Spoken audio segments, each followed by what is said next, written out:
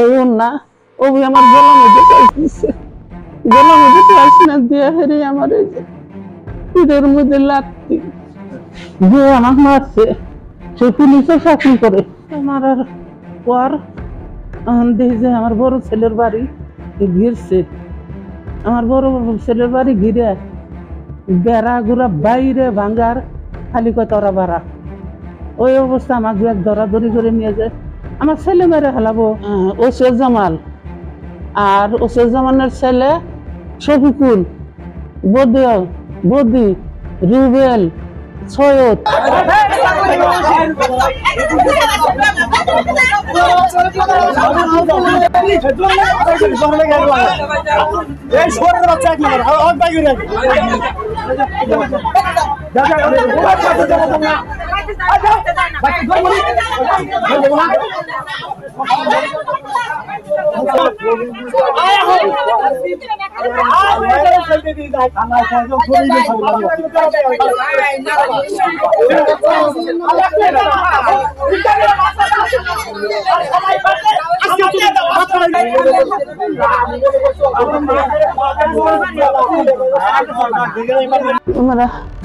বারবারই এসে হেরে যে বিড়াল করতেছে সবগুল বাস খেয়ে নিয়ে গেল।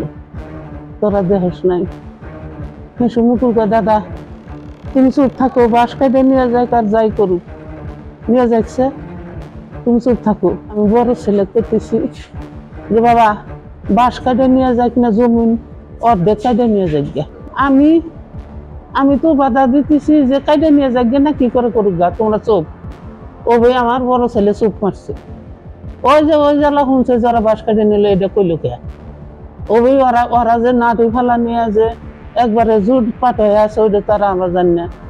ওসে জামাল আর ওসে জামানের ছেলে শফিকুল, বদি, রুবেল, সৈয়দ, এই কজনকে আমি যাই দেখছি। সৈয়দের বদির বউ, ওসে জামালের বউ আর ওসে জামালের নাতিন একটা মেয়ের ঘরের এনে সমানে জড়ো হয়ে আছে আর বেড়া ভাঙে। ওই কথার ধরনে বেড়া সমানে ছিটতেছে আর বেড়ার বুকুল দিয়ে আমি বস্তা ফেলাইছি, বস্তা ওনার পাগারে নিয়ে ফেলাই দিতেছি। আমার জমিনের বেড়া কিন্তু মাছের বেড়া, মাছ ছাড়ছে আমার পুকুরে মাছ দিয়ে পুরা, সেই বেড়া ছাড়ে দিতেছে। ওই আমি স্বীকৃত দিয়ে যাই সেটা করছি যে তোমরা বেড়া ভাঙ্গোকে বেড়া ছিড়োকে এনে হরকে। এ বাবা অনুরোধ করি এনে তোরা ছিড়িস না, আমার পুকুর বারে বেড়া ছিড়িস না।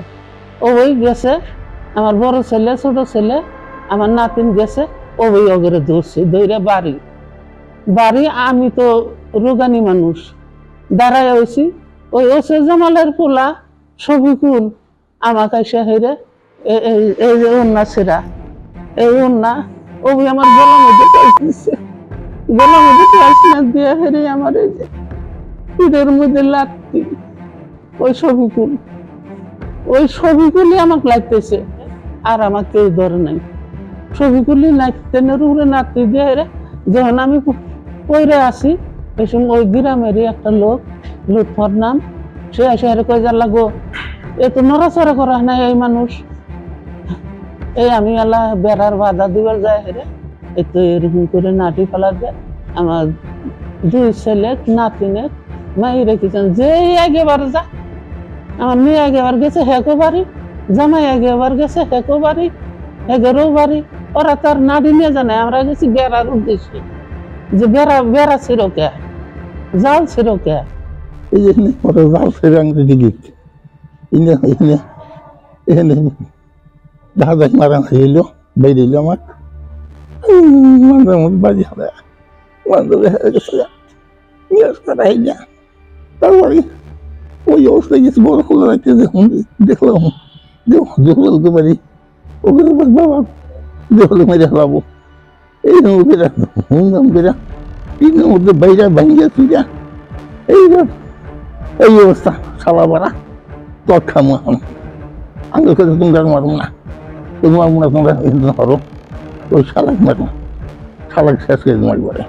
এই অবস্থায় এই কত পুলিশ এলো, পুলিশ এসে করে পরে বাইরে গেল অত্যন্ত হয়ে গেল। পুলিশে হস্তিস করলো, কি করলো, তারপর আর আইন ব্যবস্থা আর কিছু করেনি। এই মতো আমি দেখছি। ঘটনা হলো, আমরা আমার দাদার পৈতৃক সম্পত্তি আমরা কিছু জমিন কিনে নিছি দাদাদের কাছ থেকে। সেই জমিনটা মানে 90 শতকের ভিতর থেকে আমরা জমিনটা কিনছি। সেটা আমাদের নামে দলিল হয়েছে এবং রায় হয়েছে। সেটা আবার মিসকিস দিছে সৈয়দজামান, ওসিরজামানের ভাই সৈয়দজামান মিসকিস দিছে আমার বাবার নামে। দেওয়ার পরে আমাদের ওই ভূমির থেকে আমাদের ডাকছে, আমরা ভূমির আসছি। আসার পরে জমিন এগুলো সব দেখার পরে আমাদের নামে রায় দিছে ইউনো মহোদয়।